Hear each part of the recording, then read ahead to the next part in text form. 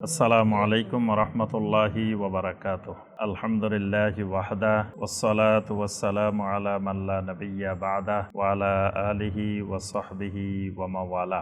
এবারের বিষয়টাই হলো আস-সুন্নাহ ওয়াল বিদআহ, সুন্নাত এবং বিদআত। এই বিষয়ের উপরে আমরা ধারাবাহিক ইনশাআল্লাহ 12টি পর্বে আমরা আলোচনা করব ইনশাআল্লাহ। আজকে সুন্নত বেদাতের উপরে প্রথম পর্বের আলোচনা। প্রথম পর্বে আমাদের যে বিষয়টি সেটি হলো মাফহুমুস সুন্নাহ ওয়াল বিদআহ ওয়া মাকানাতুহুমা ফিল ইসলাম। অর্থাৎ আজকের আলোচনা হলো সুন্নাহ এবং বেদাতের পরিচিতি। সুন্নাহ বলতে কি বোঝানো হয়, বেদাত বলতে কি বোঝানো হয়, এবং ইসলামের আলোকে ইসলামের দৃষ্টিতে সুন্নাহ মানার গুরুত্ব এবং বেদাত পরিহার করা, বেদাত ছাড়ার গুরুত্ব, এই দুটি বিষয় আমরা আজকের আলোচনা প্রথম পর্বে তুলে ধরার চেষ্টা করব ইনশাআল্লাহ। আমরা আলোচনাটি দুটি পর্বে ভাগ করে করব। প্রথম পর্বে আমরা তুলে ধরব যে সুন্নাহ বলতে কি বোঝানো হয়, সুন্নাহ আবিধানিক অর্থে সুন্নাহ কি কি অর্থে ব্যবহার হয়, আর শরীয়তের পরিভাষায় সুন্নাহ কি কি অর্থে ব্যবহার হয় এটি। এরপরে সুন্নাহ অনুসরণ করার, সুন্নাহ মানা যে গুরুত্ব, সে গুরুত্ব তুলে ধরবো। এরপরে আমরা তৃতীয় পর্বে যাব বেদাত। বেদাত কাকে বলে, বেদাত বলতে কি বোঝানো হয়, বেদাতের আবিধানিক অর্থ এবং বেদাতের পারিবেশিক অর্থ, আর বেদাতের মন্দ পরিণতি, কেউ যদি বেদাত করে তার পরিণতি কি হবে, এই বিষয়গুলো আমাদের আজকে আলোচনার বিষয়। তো প্রথমে আমরা আসি যে মাফহুমুস সুন্নাহ। সুন্নাহ বলতে কি বোঝানো হয়। এই ক্ষেত্রে আমরা সুন্নাহকে দুই ভাগে আলোচনা করব। প্রথম, সুন্নাহ আবিধানিক দৃষ্টিতে, আবিধানিক দৃষ্টিভঙ্গিতে সুন্নাহ বলতে কি বোঝানো হয়, আর শরঈ পারিভাষিক দৃষ্টিতে সুন্নাহ বলতে কি বোঝানো হয়। আমাদের বাংলাভাষী মুসলিম ভাই বোনদের কাছে সুন্নাহটি ভালোভাবে পরিচিত না। এমনিতে সবাই সুন্নত ভালোবাসে, সুন্নত পছন্দ করে, সুন্নত, কিন্তু সুন্নতের দৃষ্টিভঙ্গি এটি স্পষ্ট না। অনেক সময় আবিধানিক অর্থের সুন্নাহকে শরঈ সুন্নাহর সাথে অনেকে মিলিয়ে ফেলা, আবার পারিভাষিক যে সুন্নাহ সেটাকে আবার আবিধানিক অর্থের সুন্নাহ মিলিয়ে ফেলা। এই জন্য সুন্নাহ বুঝতে হলে প্রথমত আবিধানিক শাব্দিক অর্থ এবং শরঈ পারিভাষিক অর্থ দুটাই বুঝতে হবে। আবিধানিক অর্থে সুন্নাহ শব্দের অর্থ হলো আস-সুন্নাহ হিয়া সিরাহ ওয়াত তরিকাতুল মাহমুদাহ। সুন্নাহ হলো আস-সিরাহ, মানে নবী সাল্লাল্লাহু আলাইহি সাল্লামের জীবন পদ্ধতি, নবী সাল্লাল্লাহু আলাইহি সাল্লামের জীবনী, নবী সাল্লাল্লাহু আলাইহি সাল্লামের জীবন আদর্শ। সিরাত, সিরাত আর সুন্নাতের একই অর্থ। যদি আমরা বলি সিরাতে রাসূল সাল্লাল্লাহু আলাইহি সাল্লাম, এটার অর্থ যা, সুন্নতে রাসূল সাল্লাল্লাহু আলাইহি সাল্লাম এটার অর্থ তা। এজন্য সুন্নাত প্রথম অর্থ আস-সিরাহ। সুন্নাহর আরেকটি অর্থ আত-তরিকা আল মাহমুদাহ, মানে প্রশংসনীয়, ভালো একটা রাস্তা, ভালো একটা তরিকা, প্রশংসনীয় তরিকা, যেটাকে বলা হয় আত-তরিকা আল মাহমুদাহ। যেমন হাদিসের মধ্যে এসেছে সুন্নাহ আবিধানিক অর্থের দৃষ্টিতে, সুনান ইবনে মাজার হাদিস 173 নম্বর হাদিস।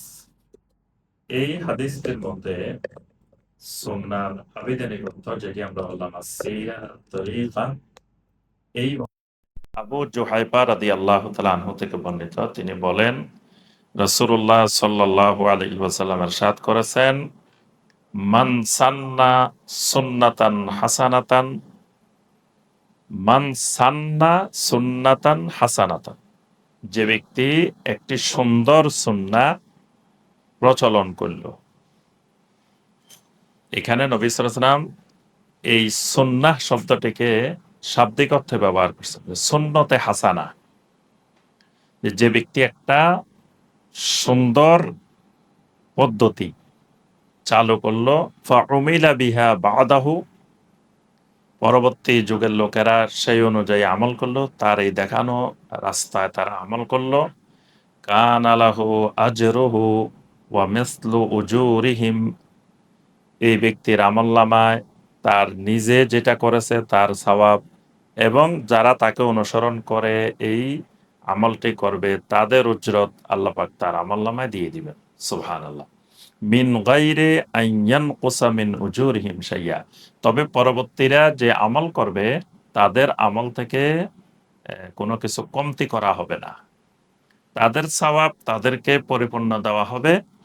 পাশাপাশি এই সওয়াবটা যিনি এই উত্তম পদ্ধতিটি চালু করেছেন তার আমলনামায়ও যোগ হতে থাকবে। ঠিক বিপরীত দিক থেকে ওয়ামান সান্না সুন্নাতান সাইয়্যাতান, কেউ যদি খারাপ একটি রাস্তা খারাপ একটি পদ্ধতি চালু করে, বা উমিলা বিহা বাদাহু, পরবর্তীরাও যদি এই খারাপ কাজটি করে, তাহলে কানা আলাইহি বিজরুহু ওয়া মিসলু আওজারিহিম মিন গায়রি আন ইয়ানকুসা মিন আওজারিহিম শাইআ, পরবর্তী যুগের লোকেরা যত এই গুনার কাজটা করতে থাকবে, ওই গুনার তাদের অংশ কমানো হবে না, তাদের অংশ কমানো ছাড়াই এই গুনার সমপরিমাণ অংশ যিনি চালু করেছেন তার আমলনামায়ও যোগ হতে থাকবে। এখানে নবী সাল্লাল্লাহু আলাইহি ওয়াসাল্লাম দুইবার সুন্নতকে ব্যবহার করেছেন, একবার বলছেন সুন্নতে হাসানা, আরেকবার বলছেন সুন্নতে সাইয়্যা। শরীয়ী অর্থে যে সুন্নাহ সেটা কিন্তু একটা সুন্দর সুন্নত একটা খারাপ সুন্নত এরকম হয় না।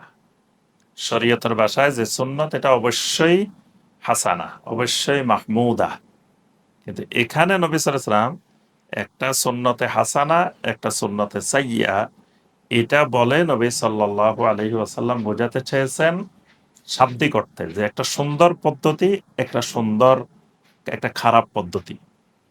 যেমন কোনো এক জায়গায় এক ব্যক্তি একটা ওয়াজ মাহফিল, তাফসিরুল কোরআন, দ্বীনি হালাকা, দ্বীনি আলোচনা শুরু করে দিল।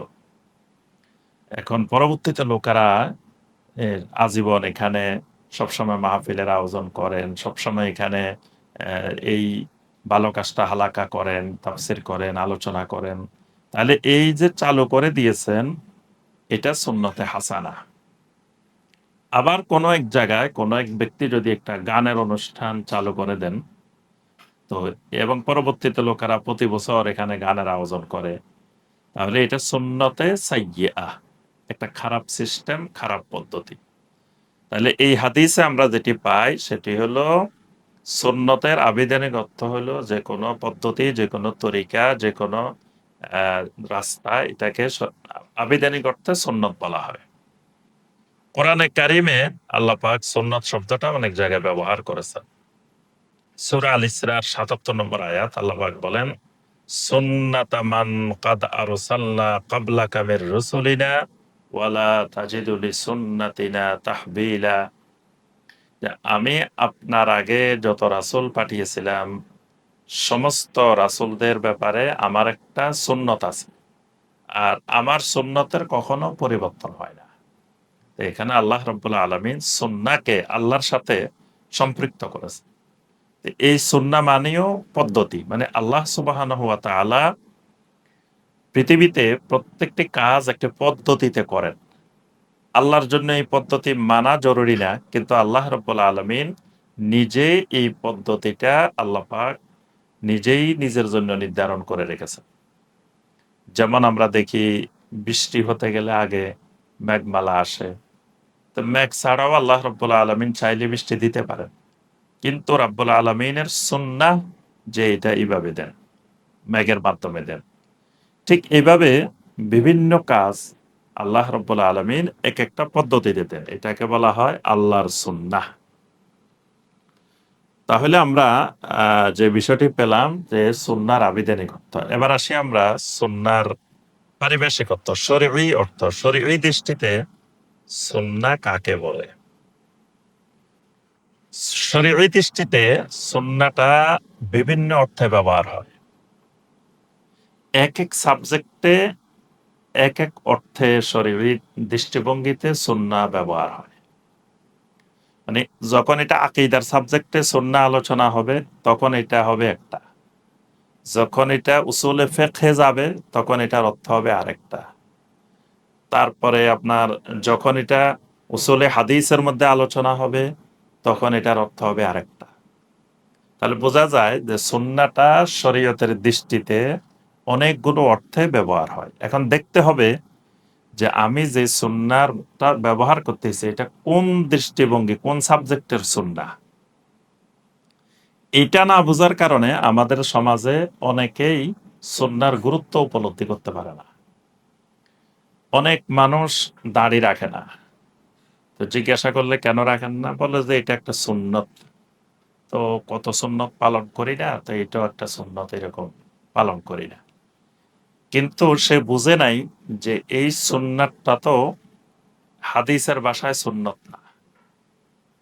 এই সুন্নতটা তো হলো হাদিসের ভাষায় সুন্নত, এটা ফিকহের ভাষায় সুন্নত না। মানে দাড়ি রাখা সুন্নত, এটা হাদিসের ভাষায় সুন্নত, কিন্তু এটা ফিকহের ভাষায় সুন্নত না। ফিকহের ভাষায় এটা ওয়াজিব, ফিকহের ভাষায় এটা ফরজ। কিন্তু সে মনে করতেছে এটা ফিকহে যেরকম যে একটা ফরজ, একটা ওয়াজিব, একটা সুন্নতে মুআক্কাদা, এরকম সুন্নত মনে করে বসে আছে। কিন্তু এই সুন্নত যে পরিত্যাগ করলে কবিরা গুনাহ হয়, কিন্তু ফিকহি ভাষায় যে সুন্নত, এই সুন্নত ত্যাগ করলে কবিরা গুনাহ হয় না। যেমন কেউ যদি জোহরের নামাজের সুন্নত নামাজ পড়ে নাই, তাহলে তার কবিরা গুনাহ হবে না, ফিকহি যে সুন্নত। কিন্তু হাদিসের ভাষায় যে সুন্নত, এই সুন্নত যদি পালন না করে তাহলে তার কবিরা গুনাহ হবে। তা এখন এটা কোন সাবজেক্টের সুন্নত, এটা বোঝাটাই হলো গুরুত্বপূর্ণ, এটা বোঝাটাই জরুরি। প্রথমে আসি আমরা আমরা দেখব যে কোরআনে কারিমে এবং নবী সাল্লাল্লাহু আলাইহি ওয়াসাল্লামের হাদিসে অনেক জায়গায় কোরআনের যেটা কোরআন না, মানে কোরআন না এরকম বিষয়কে অর্থাৎ হাদিসকে অনেক জায়গায় সুন্নাহ বলা হয়েছে। মানে হাদিসের আরেক নাম সুন্নাহ, মানে যেটা কোরআন না, এরকম ওহী কিন্তু কোরআন না, এটার নামও সুন্নাহ। অর্থাৎ হাদিসের আরেক নাম সুন্নাহ। যেমন সহিহ মুসলিমের 2373 নম্বর হাদিস, নবী সাল্লাল্লাহু আলাইহি ওয়াসাল্লাম বলেন, ইয়া উম্মুল কাওমা আকরাউহুম লিকিতাবিল্লাহ। ইমামতি করবেন যিনি আল্লাহর কিতাব বেশি জানেন। মানে এক জায়গায় কয়েকজন আলেম উপস্থিত, তো কে ইমামতি করবেন? যিনি আল্লাহর কিতাব কোরআন বেশি জানেন, তিনি ইমামতি করার বেশি হকদার।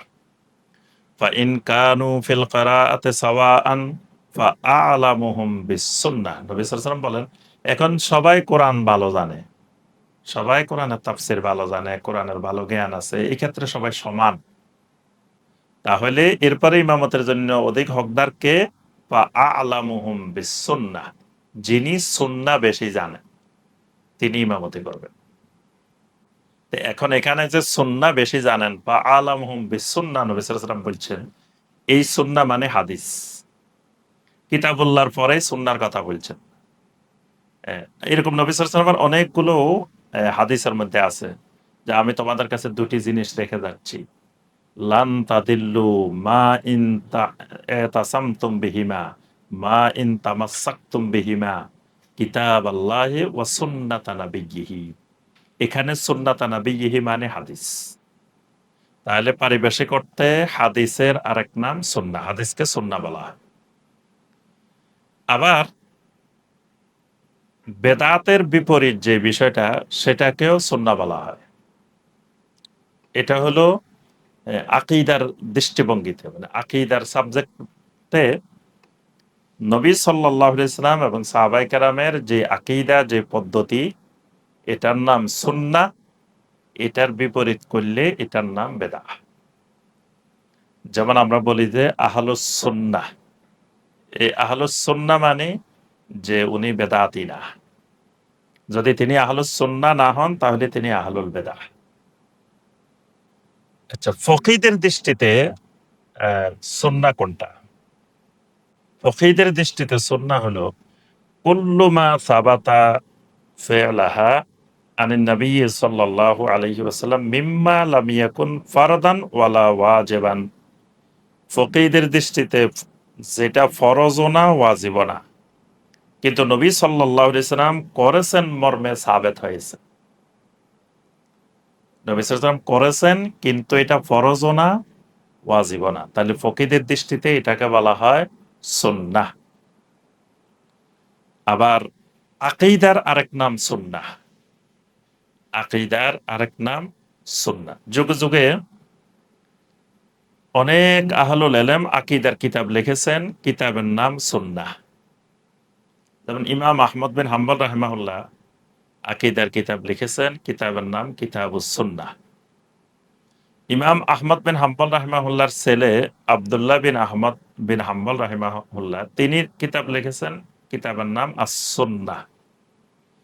ইমাম বারবাহারি রাহমাহুল্লাহ তিনি আকীদার কিতাব লিখেছেন, তার কিতাবের নাম সুন্নাহ।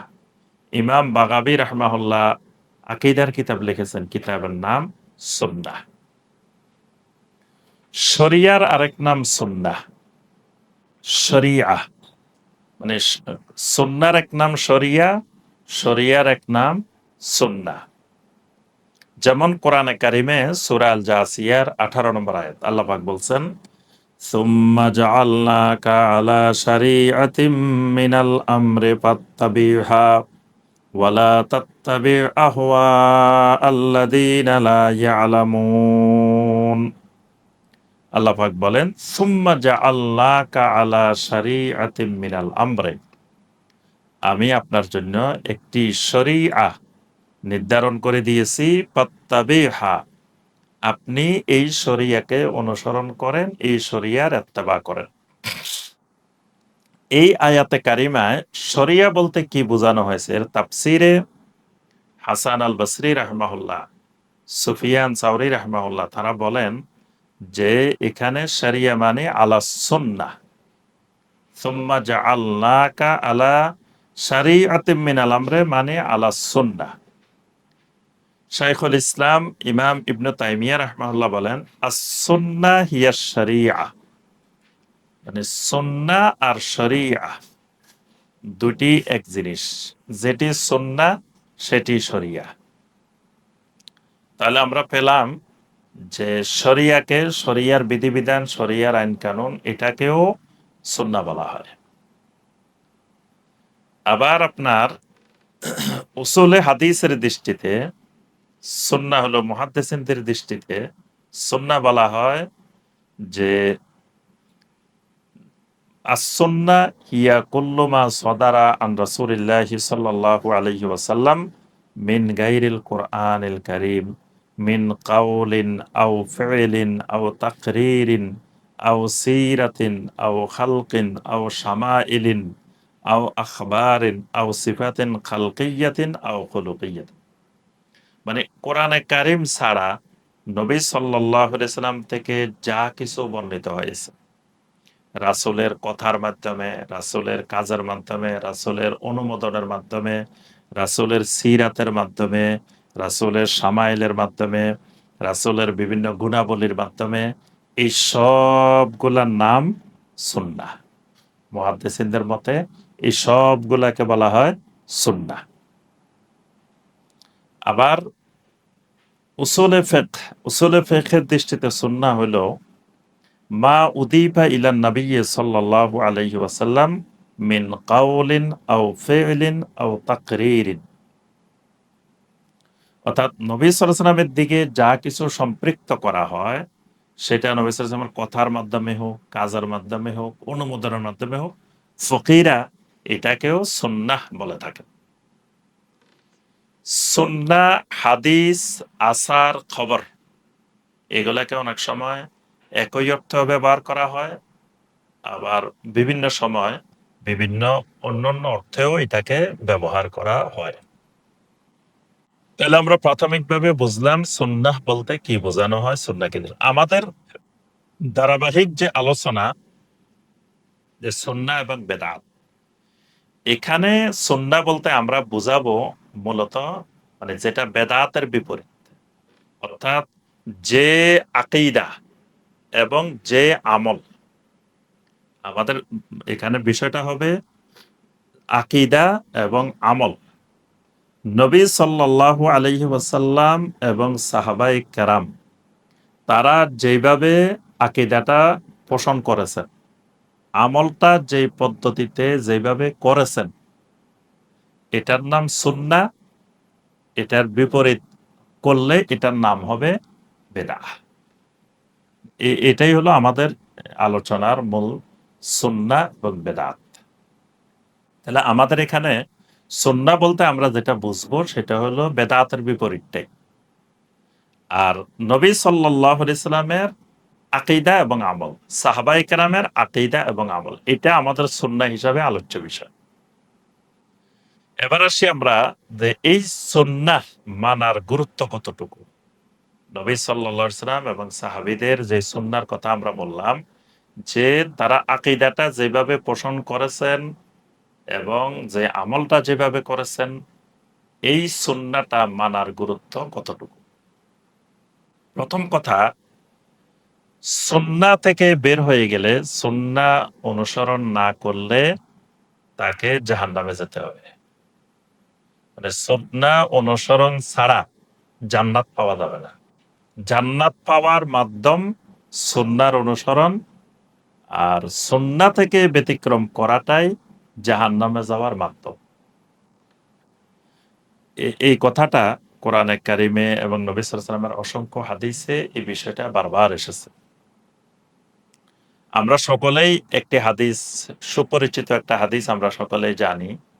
নবী সাল্লাল্লাহু আলাইহি ওয়াসাল্লাম বলছেন যে অচিরেই আমার উম্মত ৭৩ ভাগে বিভক্ত হবে। মানে ইসরায়েল ৭২ ভাগে বিভক্ত হয়েছিল, আমার উম্মত ৭৩ ভাগে বিভক্ত হবে। কুল্লুহুম ফিন্নার ইল্লা মিল্লাতা ওয়াহিদা। সব ফেরকা জাহান্নামে যাবে, একটি মিল্লাত শুধু জান্নাতে যাবে। সাহাবায়ে কেরাম জিজ্ঞাসা করলেন, ওমা হিয়া ইয়া রাসূলুল্লাহ, হে আল্লাহ রাসূল সাল্লাল্লাহু আলাইহি ওয়াসাল্লাম, যেই মিল্লাতটা জান্নাতে যাবে তারা কারা? তখন নবী সাল্লাল্লাহু আলাইহি ওয়াসাল্লাম বললেন, মা আনা আলাইহি ওয়া আসহাবি।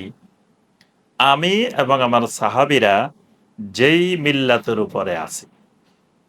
মানে আমি এবং আমার সাহাবীরা যে আকীদা পোষণ করি, যে আমল যেভাবে করি, এটার উপরে কিয়ামত পর্যন্ত যারা থাকবে তারাই ওই মিল্লাত। তাহলে বোঝা যায় যে এই মা আনা আলাইহি ওয়া আসহাবি মানে সুন্নাহ। নবী সাল্লাল্লাহু আলাইহি ওয়াসাল্লাম এবং সাহাবীরা যে আকীদা পোষণ করেছেন, যেভাবে আমল করেছেন, ওইটার উপরে থাকাটা হলো সুন্নাহ। তাহলে সুন্নাহর উপরে যে থাকবে সে জান্নাতি। সুন্নাহর বাহিরে যে যাবে ওই ৭২ দলের মধ্যে চলে যাবে, সে জাহান্নামের মধ্যে অন্তর্ভুক্ত হয়ে যাবে। নবী সাল্লাল্লাহু আলাইহি ওয়াসাল্লামের আরেকটি প্রসিদ্ধ হাদিস, আল্লাহ রাসূল সাল্লাল্লাহু আলাইহি ওয়াসাল্লাম বলেন, কুল্লু উম্মতি ইয়াদখুলুনাল জান্নাহ ইল্লা মান আবা। সহিহ আল বুখারীর হাদিস ৭২৮০ নম্বর হাদিস। নবী সাল্লাল্লাহু আলাইহি ওয়াসাল্লাম বলেন, কুল্লু উম্মতি ইয়াদখুলুনাল জান্নাহ, আমার প্রত্যেকটা উম্মত জান্নাতে যাবে। ইল্লা মান আবা, তবে যে জান্নাতে যেতে চায় না সে ছাড়া।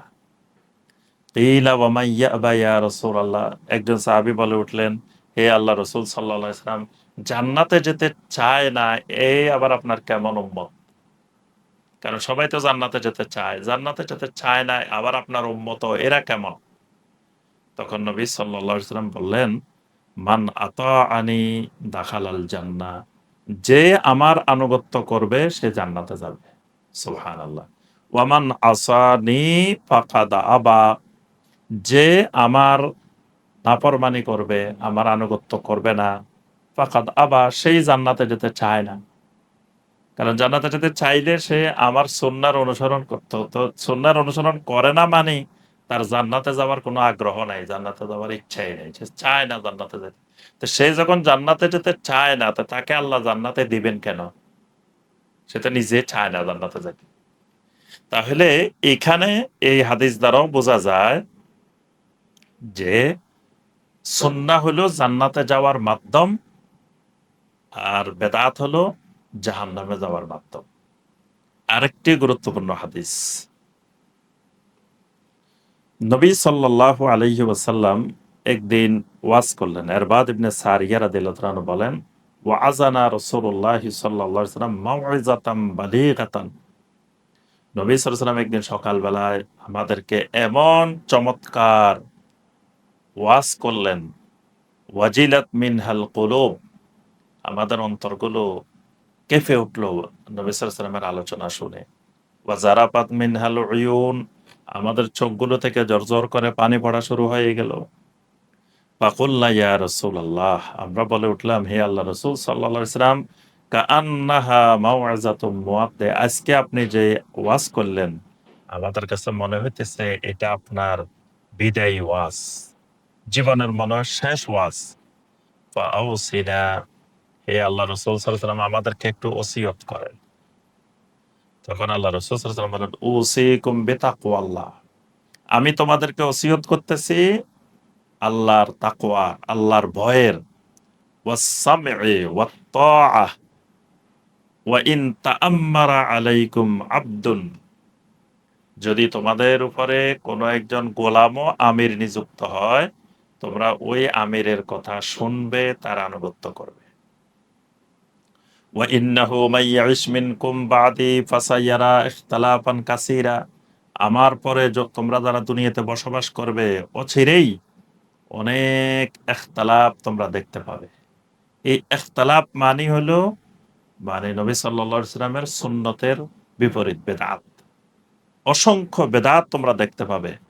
ওয়া আলাইকুম বিসুন্নতি ওয়া সুন্নাতিল খুলাফাইর রাশিদিন আল মাহদিয়্যিন, তখন তোমাদের কর্তব্য হলো তোমরা আমার সুন্নত এবং হেদায়েত প্রাপ্ত খোলাফায়ে রাশেদিনের সুন্নতকে তোমরা শক্ত করে ধরবে। কেমনে ধরবে? আদ্দু আলাইহা বিন নওয়াজিস, মাড়ির দাঁত দিয়ে ধরবে। সামনের দাঁত দিয়ে ধরবে না। সামনের দাঁত দিয়ে ধরলে তখন এমন ভাবে বেদাত, এমন ভাবে ফিতনা ছড়িয়ে পড়বে, টান দিলে তোমার দাঁত ভেঙে সুন্নত ছুটে যাবে। তো এই জন্য তোমরা তখন মাড়ির দাঁত দিয়ে শক্ত করে কামড়ে ধরে রাখবে সুন্নতকে। ওয়া ইয়্যাকুম ওয়া মুহদাসাতিল উমুর, খবরদার তোমরা নিজেদেরকে বাঁচিয়ে রাখবে দ্বীনের ভিতরে নতুন নতুন জিনিস তৈরি করা থেকে, উদ্ভাবন থেকে। ফা ইন্না কুল্লা বিদআতিন দালালাহ, কারণ যত নতুন নতুন জিনিস তৈরি হবে এগুলা বেদাত, আর প্রত্যেক বেদাত হলো গুমরাহি, দলালা। ওয়া কুল্লু দলালাতিন ফিন্নার, অন্য হাদিসে আসছে যে প্রত্যেক দলালা গুমরাহি জাহান্নামে নিবে। তাহলে সুন্নতের বাহিরে গেলে, সুন্নতের বিপরীতে গেলেই এটা জাহান্নামে যাওয়ার মাধ্যম। তাহলে আমরা প্রথম কথা জানলাম যে সুন্নত জান্নাতে যাওয়ার মাধ্যম, সুন্নত অনুসরণের মাধ্যমেই জান্নাত পাওয়া যাবে। দ্বিতীয়ত, যে কোনো ইবাদত আল্লাহ রাব্বুল আলামিনের কাছে কবুল হইতে হইলে সুন্নত তরিকায় হইতে হবে। সুন্নত তরিকার বাহিরে কোন ইবাদত আল্লাহ রাব্বুল আলামিন কবুল করবেন না। মানে নবী সাল্লাল্লাহু আলাইহি ওয়াসাল্লাম এবং সাহাবায়ে কেরাম যেই ইবাদতটা যেই পদ্ধতিতে করেছেন, ওই পদ্ধতিতে না হইলে ওই ইবাদতটা আল্লাহর কাছে কবুল হবে না। তো বান্দাকে আল্লাহ রাব্বুল আলামিন সৃষ্টি করেছেন আল্লাহর ইবাদতের জন্য। সূরা যারিয়াতের ৫৬ নম্বর আয়াতে আল্লাহ পাক বলছেন, ওয়া মা খালাকতুল জিন্না ওয়াল ইনসা ইল্লা লিয়াবুদুন, আমি জিন এবং মানুষকে সৃষ্টি করেছি একমাত্র আমার ইবাদতের জন্য। তো বান্দার কাজ হলো ইবাদত। তো ইবাদতটা কিভাবে করবে, কোন পদ্ধতিতে করবে? একমাত্র নবী সাল্লাল্লাহু আলাইহি সাল্লামের পদ্ধতিতে। তাহলে নবী সাল্লাল্লাহু আলাইহি সাল্লামের পদ্ধতিতে ইবাদত না হইলে সেটা আল্লাহ কবুল করবেন না। সূরা আল হাশরের ৭ নম্বর আয়াতে আল্লাহ পাক বলছেন, ওয়ামা আতাকুমুর রাসূলু ফাখুযুহু ওয়ামা নাহাকুম আনহু ফান্তাহু। আমার রাসূল তোমাদেরকে যা দেন তা তোমরা গ্রহণ করো। আমার রাসূল তোমাদেরকে যা থেকে নিষেধ করেন তা থেকে তোমরা বিরত থাকো। তাহলে রাসূল যেভাবে যা দেখাই দিবেন যে ইবাদত, সেটাই কিয়ামত পর্যন্ত আল্লাহর ইবাদত। যেটা রাসূল দেখান নাই এরকম ইবাদত, এটা আল্লাহর কাছে ইবাদত হিসাবে গ্রহণযোগ্য হবে না। সূরা আলে ইমরানের ৩১ নম্বর আয়াত আল্লাহ পাক ঘোষণা দিয়েছেন, কুল ইন কুনতুম তুহিব্বুনাল্লাহা ফাত্তাবিউনি। যদি তোমরা আল্লাহকে ভালোবাসতে চাও, এখানে তুহিব্বুন আল্লাহ মানে তা'বুদুন আল্লাহ। কারণ ইবাদতের ৩টা রকম আছে। ১ নম্বর রকম হলো মহাব্বা, ভালোবাসা। তো এই জন্য আল্লাহ পাক এই ভালোবাসা শব্দটি দিয়ে ইবাদত বুঝিয়েছেন। যখন তোমরা আল্লাহর ইবাদত করবে, ফাত্তাবিউনি, তখন তোমরা আমার ইত্তেবা করবে, অর্থাৎ ইবাদতটা আমার অনুসরণ করে করবে। তাহলে বোঝা যায় ইবাদত যদি নবী সাল্লাল্লাহু আলাইহি ওয়াসাল্লামের অনুসরণে না হয়, সুন্নাহ পদ্ধতিতে না হয়, এটা আল্লাহর কাছে কবুল হবে না। ৩ নম্বর, সুন্নতের অনুসরণ করলে আল্লাহ রাব্বুল আলামিন ওই বান্দাকে ভালোবাসবেন। সুন্নতের অনুসরণ করলে আল্লাহ ওই বান্দাকে মহব্বত করেন, ভালোবাসেন। এই আয়াতে আল্লাহ পাক ঘোষণা দিয়েছেন, এই সূরা আলে ইমরানের ৩১ নম্বর আয়াতে আল্লাহ পাক বলছেন, কুল ইন কুনতুম তুহিব্বুনাল্লাহ ফাত্তাবিউনি ইউহবিবকুমুল্লাহ। যদি তোমরা আমার অনুসরণ করো, আল্লাহ তোমাদেরকে ভালোবাসেন। সুবহানাল্লাহ। তাহলে সুন্নতের অনুসরণ আল্লাহর ভালোবাসা পাওয়ার মাধ্যম। ৪ নম্বর, সুন্নাহ মেনে চললে, সুন্নাহর ইত্তেবা করলে আল্লাহ পাক ওই বান্দার গুনাহগুলো আল্লাহ ক্ষমা করে দিবেন। সুবহানাল্লাহ। এই আয়াতে আল্লাহ বলছেন যে তোমরা যদি আমার ইত্তেবা করো, রাসূল আপনি বলেন, ওয়া ইয়াগফির লাকুম যুনুবাকুম, আল্লাহ তোমাদের গুনাহগুলো ক্ষমা করে দিবেন। তাহলে বান্দার গুনাহ মাফের মাধ্যম সুন্নতের অনুসরণ, সুন্নতের ইত্তেবা। ৫ নম্বর, নবী সাল্লাল্লাহু আলাইহি ওয়াসাল্লামের সুন্নাহর ব্যাপারে যদি কারো অন্তরে সামান্য পরিমাণ দ্বিধা সংকোচ থাকে, নবী সাল্লাল্লাহু আলাইহি ওয়াসাল্লামের সুন্নাহ মানার ব্যাপারে যদি কারো অন্তরে সংকোচ থাকে, সুন্নাহ মেনে নিতে না পারে, তাহলে তার ঈমান থাকবে না। কোরআনে কারিমে সূরা আন-নিসার ৬৫ নম্বর আয়াতে আল্লাহ পাক স্পষ্ট করে বলছেন, ফালা ওয়া রাব্বিকা লা ইউমিনুন হাত্তা ইউহাক্কিমুকা ফীমা শাজারা বাইনাহুম সুম্মা লা ইয়াজিদু ফি আনফুসিহিম হারাজাম মিম্মা কাদাইতা ওয়া ইউসাল্লিমু তাসলিমা। আল্লাহ পাক বলেন, আপনার রবের কসম, এরা কখনোই ঈমানদার হতে পারবে না যতক্ষণ পর্যন্ত না আপনি তাদেরকে যেই ফয়সালা দিবেন, এই ফয়সালা এমনভাবে মেনে নিবেন যে এই ফয়সালার ব্যাপারে অন্তরের মধ্যে সামান্যতম দ্বিধা, সংকোচ, সংকীর্ণতা থাকতে পারবে না।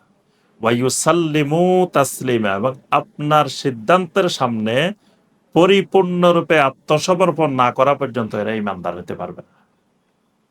তাহলে নবী সাল্লাল্লাহু আলাইহি ওয়াসাল্লামের সুন্নাহর সামনে আত্মসমর্পণ না করলে, সুন্নাহকে মেনে নেওয়ার ব্যাপারে যদি কারো অন্তরে আকাঙ্ক্ষা না থাকে, কেউ যদি আগ্রহী না হয় সুন্নাহ মানার ব্যাপারে, মানে তার সুন্নাহর ব্যাপারে কোনো আগ্রহ নাই, তার ঈমানে নেই, তো এই সুন্নাহটাকে আল্লাহ রাব্বুল আলামিন ঈমানের অংশ বানিয়ে দিয়েছে। এটা এতই গুরুত্বপূর্ণ যে একজন মুসলিম সবসময় খালি সুন্নাহ খুঁজবে। যদি সুন্নাহ খোঁজার অনুপ্রেরণা, সুন্নাহ মানার অনুভূতি তার ভিতরে না থাকে, তাহলে তার ঈমানে নেই।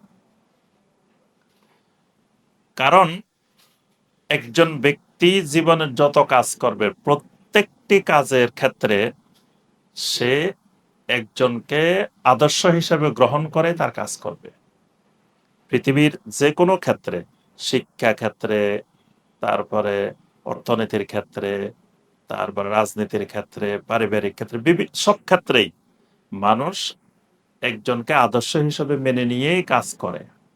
আল্লাহ পাক জমিনে কিয়ামত পর্যন্ত নবী সাল্লাল্লাহু আলাইহি ওয়াসাল্লামকে দুনিয়াবাসীর জন্য একমাত্র আদর্শ হিসেবে নির্ধারণ করেছেন।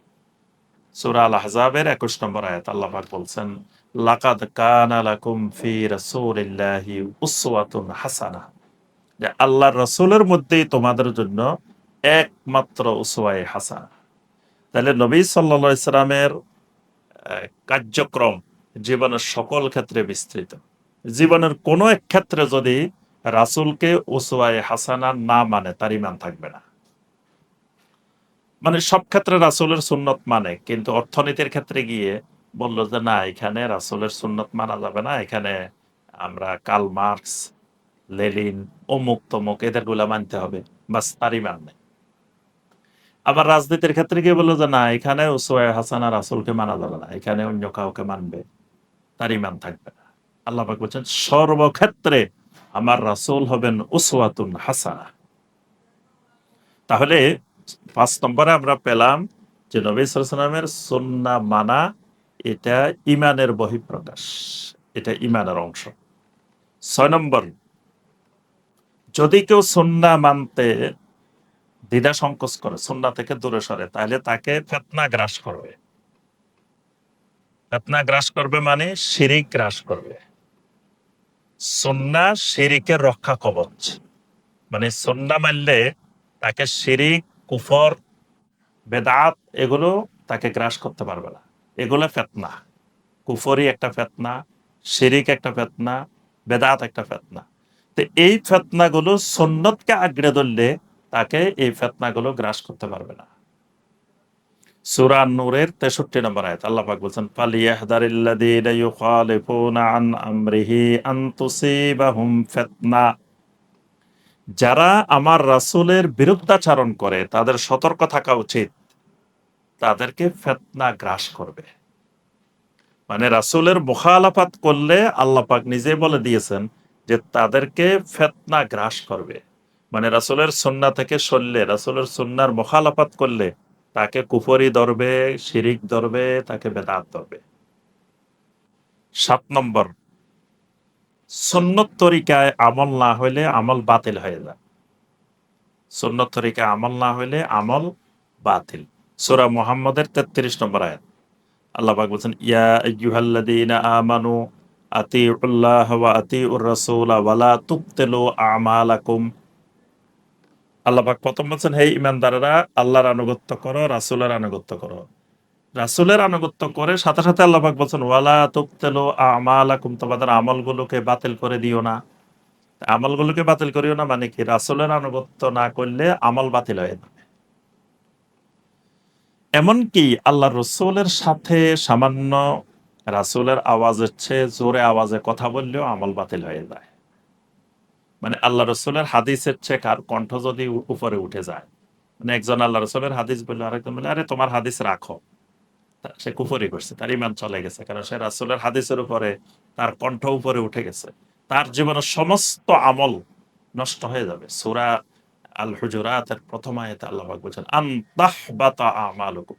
২ নম্বর আয়াতে আল্লাহ পাক বলছেন, আন তাহবাতা আমালুকুম, তোমাদের আমল সব বরবাদ হয়ে যাবে, ওয়া আনতুম লা তাশউরুন, তোমরা টেরও পাবে না। তো সেখানে রাসূলের শানে সামান্য বেয়াদবি করলে সব আমল নষ্ট হয়ে যায়। ঠিক প্রত্যেকটা আমল রাসূলের সুন্নাহ তরিকায় না হইলেও তার আমল বাতিল হয়ে যায়।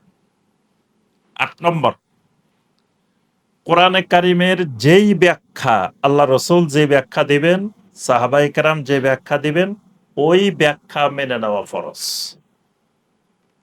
মানে নবী সাল্লাল্লাহু আলাইহি সাল্লাম এবং সাহাবায়ে কেরাম যেই ব্যাখ্যাটা দিবেন, এই ব্যাখ্যাটাই হলো সুন্নাহ। মানে কোরআন বুঝার মাধ্যম হবে নবী সাল্লাল্লাহু আলাইহি সাল্লাম কোরআনের যে ব্যাখ্যা দিবেন এটাই। নবী সাল্লাল্লাহু আলাইহি সাল্লাম কোরআনের আয়াতের একটা ব্যাখ্যা দিচ্ছেন, কেউ যদি এটা না মানে তাহলে সে কাফের হয়ে যাবে। মানে রাসূলের ব্যাখ্যাটাই মেনে নিতে হবে। আর রাসূলের ব্যাখ্যাটা ভালোভাবে বুঝেছেন সাহাবায়ে কেরাম। এজন্য সাহাবায়ে কেরাম যে ব্যাখ্যা দিবেন সেটা মেনে নেওয়া ফরজ। কোরআনে কারিমের সূরা নাহালের 44 নম্বর আয়াত আল্লাহ পাক বলছেন, ওয়া আনসালনা ইলাইকা যিকরা লিতুবাইয়িনা লিন-নাসি মা নুযিলা ইলাইহিম। আমি আপনার উপরে কোরআন নাজিল করি, যা কিছু বান্দার উপরে নাজিল করা হচ্ছে আপনি মানুষকে ওইটা বয়ান করে দিবেন, ব্যাখ্যা করে দিবেন। তাহলে কোরআনে কারিমের ব্যাখ্যা দিবেন নবী সাল্লাল্লাহু আলাইহি ওয়াসাল্লাম। নবী সাল্লাল্লাহু আলাইহি ওয়াসাল্লামের ব্যাখ্যাটা দিবেন সাহাবায়ে কেরাম। এজন্য তাফসীরের মধ্যে প্রত্যেকটা আয়াতের ব্যাখ্যায় ইবনে আব্বাস কি বলছেন, ইবনে ওমর কি বলছেন, তারপরে জাবের বিন আব্দুল্লাহ কি বলছেন, অমুক সাহাবী কি বলছেন, এই ব্যাখ্যাগুলো আনা হয় এজন্য। কারণ তারা রাসূল থেকে ব্যাখ্যাটা শিখে নিছেন। তো কোনো ব্যক্তি যদি এই ব্যাখ্যাগুলো না মানে তাহলেও তার ঈমান থাকবে না। তাহলে এই কোরআনের ব্যাখ্যা হলো সুন্নাহ। কোরআনের ব্যাখ্যা যেটা রাসূল এবং সাহাবীরা করছেন এটাও সুন্নাহ। এজন্য উসুলের একটা নীতিমালা আছে, আস-সুন্নাহ মুবায়্যিনাতুন লিল কোরআন। যে সুন্নাহ হবে কোরআনের বায়ান, মানে কোরআনের ব্যাখ্যা। তো কেউ যদি এটা গ্রহণ না করে সে আহলুস সুন্নাহ হবে না, সে আহলুল বিদআহ। ৯ নম্বর, সালাফদের মানহাজ হলো ইত্তিবাউস সুন্নাহ। মানে কেউ যদি সাহাবায়ে কেরামের রাস্তার উপরে থাকতে চায়, সালাফদের রাস্তার উপরে থাকতে চায়, তাহলে তাকে সুন্নাহ অনুসরণ করতে হবে। সুন্নাহ অনুসরণ না করলে সে সালাফদের ইত্তেবার উপরে থাকতে পারবে না। সালাফদের ইত্তেবার অন্যতম শর্তই হলো সুন্নাহ মানা। সূরা আন-নিসার ১১৫ নম্বর আয়াত আল্লাহ পাক বলছেন, ওয়া মান ইউশাকিকির রাসূলা মিন বা'দি মা তাবায়্যানা লাহুল হুদা ওয়া ইয়াত্তাবি গায়রা সাবিলিল মুমিনিনা নুওয়াল্লিহি মা তাওয়াল্লা ওয়া নুসলিহি জাহান্নাম। এখানে আল্লাহ পাক বলছেন, যে কেউ হেদায়েত স্পষ্ট হয়ে যাওয়ার পরে আমার রাসূলের বিরুদ্ধাচরণ করবে এবং মুমিনদের রাস্তা বাদ দিয়ে অন্য রাস্তা অনুসরণ করবে, সে যেদিকে ফিরতে চায় আমি তাকে সেদিকে ফিরিয়ে দিব, পরিণতিতে তাকে আমি জাহান্নামে প্রবেশ করাবো। তো এখানে এই যে গায়রা সাবিলিল মুমিনিন, এখানে সাহাবায়ে কেরামের রাস্তা বাদ দিয়ে অন্য রাস্তার ইত্তেবা করে। তো সাহাবায়ে কেরাম কোন রাস্তার ইত্তেবা করতেন? সাহাবায়ে কেরাম ইত্তেবা করতেন সুন্নাহ। এজন্য সুন্নাহর উপরে থাকা ছাড়া সালাফদের মানহাজে থাকা সম্ভব নয়। ১০ নম্বর, সুন্নাহ নিয়ে মানে সুন্নাহ নবী সাল্লাল্লাহু আলাইহি ওয়াসাল্লাম যতটুকু বলছেন এতটুকুর মধ্যে সীমাবদ্ধ থাকতে হবে। এটাকে আবার বাড়ানো, কমানো, সুন্নাহ বাড়ানো যাবে না, সুন্নাহ কমানো যাবে না। সুন্নাহ রাসূল যতটুকু করছেন এতটুকু সুন্নাহ। মানে পরবর্তী যুগে কেউ আসে বলল যে আল্লাহ রাসূলের সুন্নাহ এতটুকু, অমুকের সুন্নাহ এতটুকু, মানে আর কারো সুন্নাহ হবে না। এই ব্যাপারে একটা হাদিস, আল্লাহ রাসূল বললেন যে তোমাদের উপরে প্রতি বছর হজ করা ফরজ। একজন উঠে বলতেছেন, আফি কুল্লি আমিন ইয়া রাসূলুল্লাহ, প্রতি বছর হজ করা কি ফরজ? তো নবী সাল্লাল্লাহু আলাইহি ওয়াসাল্লাম প্রশ্নটার প্রথমে গুরুত্ব দেন নাই। এরপরে লোকটা বারবার প্রশ্ন করে, এরপরেও প্রশ্ন করে যে এ, এ, আপনার এ, এ, প্রতি বছর কি ফরজ? তো তখন আল্লাহ রাসূল সাল্লাল্লাহু আলাইহি ওয়াসাল্লাম বললেন যে শোনো, দাউনি মা তারাকতুকুম, যে বিষয় আমি বলি না ওই বিষয় ছেড়ে দাও। আমি জেনে বুঝেই বাড়তি অংশ বলি নাই। এর অর্থ এই নয় যে আমি ভুলে গেছি। ইন্নামা আহলাকা মান কানা ক্বাবলাকুম কাসরাতু সুআলিহিম, তোমাদের পূর্ববর্তীরা ধ্বংস হয়ে গেছে বেশি বেশি প্রশ্ন করার কারণে। ওয়াখতালাফুহুম আলা আম্বিয়াহিম, নবীদের সাথে একতালাপ করার কারণে। তো নবীদের সাথে একতালাপ কি? মানে নবীরা যতটুকু বলতেন তারা নবীদের থেকে বেশি বুঝে ফেলতেন। নবীদের থেকে বেশি বুঝা, এটা নবীদের সাথে ইখতিলাফ। এই কারণে তারা ধ্বংস হয়ে গেছে। তো এজন্য আমি যতটুকু বলি তোমরা এতটুকুর মধ্যে থাকো, এর থেকে বাড়তি কমতে দরকার নেই। ফাইদা নাহাইতুকুম আন শাইইন ফাজতানিবু, কোন জিনিসের ব্যাপারে আমি নিষেধ করলে সেখান থেকে দূরে থাকো। ওয়াইদা আমারতুকুম বিআমরিন ফাতু মিনহু মাস্তাতাতুম, আমি যখন কোন বিষয়ের নির্দেশ দিই সেটা তোমার পক্ষে যতটুকু সম্ভব এতটুকুর মধ্যে থাকো। তাহলে বোঝা যায় ১০ নম্বর আমরা যে বিষয়টা বললাম যে সুন্নাহ নবী সাল্লাল্লাহু আলাইহি ওয়াসাল্লাম যতটুকু বলছেন করেছেন এতটুকু সুন্নাহ, এর বাড়তি সুন্নাহ কেউ যোগ করার অধিকার নাই। আর সুন্নাহ সেটাই হবে যেটা নবী সাল্লাল্লাহু আলাইহি সাল্লাম করেছেন, পাশাপাশি এটার ফজিলত বর্ণনা করেছেন, অথবা উম্মতকে করার জন্য নির্দেশ দিয়েছেন। এটা হলো সুন্নাহ। কিছু কাজ আছে নবী সাল্লাল্লাহু আলাইহি সাল্লাম নিজে করেছেন, কিন্তু ফজিলত বর্ণনা করেন নাই, বা উম্মতকে করার নির্দেশও দেন নাই। যেমন নবী সাল্লাল্লাহু আলাইহি সাল্লাম টুপি পরিধান করেছেন, কিন্তু টুপির কোনো ফজিলত নবী সাল্লাল্লাহু আলাইহি সাল্লাম বর্ণনা করেন নাই, উম্মতকে টুপি পরার নির্দেশও দেন নাই। নবী সাল্লাল্লাহু আলাইহি সাল্লাম সবসময় পাগড়ি পরতেন, কিন্তু পাগড়ির কোনো ফজিলত নবী সাল্লাল্লাহু আলাইহি সাল্লাম বর্ণনা করেন নাই, পাগড়ি পরার নির্দেশও দেন নাই। তাহলে এই কাজগুলো নবী সাল্লাল্লাহু আলাইহি সাল্লামের আদাত, এগুলো সুন্নাহ না। সুন্নাহ সেটাই হবে যেটা নবী সাল্লাল্লাহু আলাইহি সাল্লাম নিজে করেছেন, অথবা নিজে না করেও যদি করার নির্দেশ দেন। যেমন নবী সাল্লাল্লাহু আলাইহি সাল্লাম আজান দেন নাই, সাহাবীরা আজান দিতেন, রাসূল আজান দেওয়ার নির্দেশ দিয়েছেন, এটা সুন্নাহ। তাহলে সুন্নাহ নবী সাল্লাল্লাহু আলাইহি সাল্লামের ফেল বা নবী সাল্লাল্লাহু আলাইহি সাল্লামের আদেশ, নবী সাল্লাল্লাহু আলাইহি সাল্লামের কাজ, এগুলোর সাথে নির্দিষ্ট। 11 নম্বর, নবী সাল্লাল্লাহু আলাইহি সাল্লামের সুন্নাহর সাথে বেয়াদবি করলে আল্লাহ দুনিয়াতেও শাস্তি দেন। সুন্নাহর সাথে বেয়াদবি, এটা দুনিয়াতেও আল্লাহ শাস্তি দিবেন, আখিরাতে তো দিবেনই।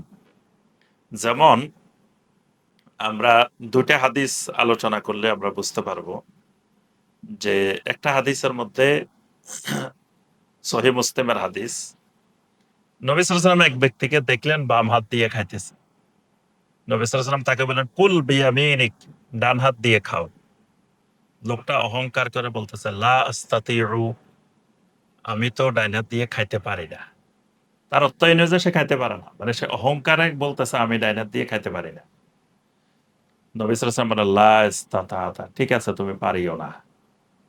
মা মানাহু ইল্লাল কিবির ফামা রাফাহা ইলা ফাইহি, যেই দিন নবী সাল্লাল্লাহু আলাইহি সাল্লাম এই কথাটা বলছেন, এরপর থেকে সে তার হাত আর মুখ পর্যন্ত তুলতে পারে না।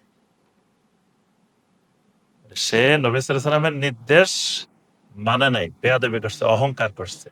রাসূল বলছেন যে তুমি ডাইন হাত দিয়ে খাও, সে অহংকার করে বলতেছে যে আমি তো খাইতে পারি না ডাইন হাত দিয়ে। তো পারিও না, ঠিক আছে। তো এরপর থেকে সে আর মৃত্যু পর্যন্ত ডাইন হাত মুখ পর্যন্ত আনতে পারে নাই। তাহলে সুন্নাহর সাথে বেয়াদবি, এটার শাস্তি আল্লাহ রাব্বুল আলামিন দুনিয়াতেই দেন।